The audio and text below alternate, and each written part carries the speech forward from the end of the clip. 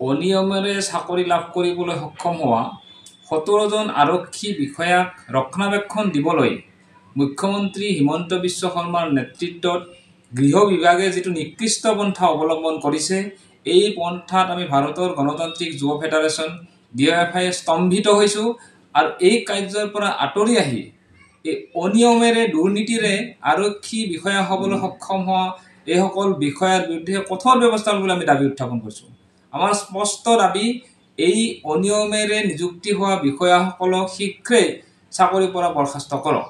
কাৰণ আমি জানো 2008 চনত নিযুক্তি পোৱা এই 17জন বিষয়াই তেওঁলোকে বাছনি হোৱা নাছিল, কিন্তু অনিয়মেৰে তেওঁলোকে নিযুক্তি পাবলৈ সক্ষম হৈছিল। কিন্তু পৰৱৰ্তী সময়ত যেতিয়া তদন্ত প্ৰক্ৰিয়া আৰম্ভ হ'ল, উচ্চ ন্যায়ালয়ত কেছ হ'ল, এই কেছ সম্পৰ্কত আৰক্ষী বিভাগে শপতনামা দিব লগা হ'ল যে তেওঁলোক অনিয়ম হৈছে আৰু শুদ্ধ তালিকা প্ৰকাশ কৰিব।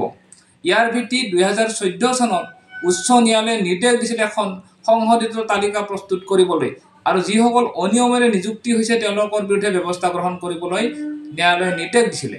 কিন্তু এই সকলোবোৰ নিৰ্দেশ আৰু তদন্তৰ প্ৰতিবেদনক ভেঙুচালি কৰি অসম চৰকাৰ, মূলতঃ মুখ্যমন্ত্ৰী হিমন্ত বিশ্ব শৰ্মাৰ নেতৃত্বত এইসকল বিষয়াক ৰক্ষণাবেক্ষণ দিয়াৰ কাৰণে উঠি পৰি লাগিছে।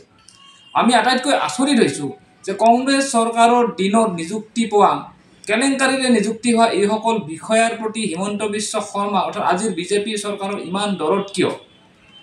আমাৰ প্ৰশ্ন হৈছে, এই গোটেই প্ৰক্ৰিয়াটোত হিমন্ত বিশ্ব শৰ্মা এণ্ড কোম্পানী অৰ্থাৎ তেওঁৰ সাংগ-পাংগসকলো জড়িত হৈ আছে নেকি, যাৰ কাৰণে দুৰ্নীতিগ্ৰস্ত বিষয়াসকলক আজি তেওঁলোকে ৰক্ষণাবেক্ষণ দিয়াৰ চেষ্টা কৰিছে?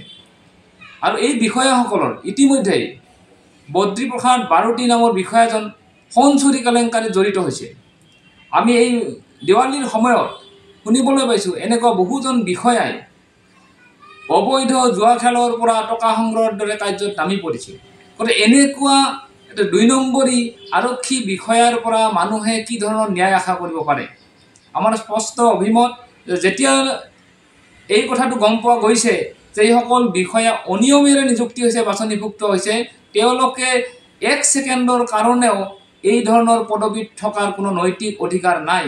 তেনেস্থলত চৰকাৰে তেওঁলোকক সুৰক্ষা দিব বিচাৰিছে। আমাৰ স্পষ্ট কথা, এইসকলক অতি শীঘ্ৰে বৰখাস্ত কৰাৰ ব্যৱস্থা কৰক।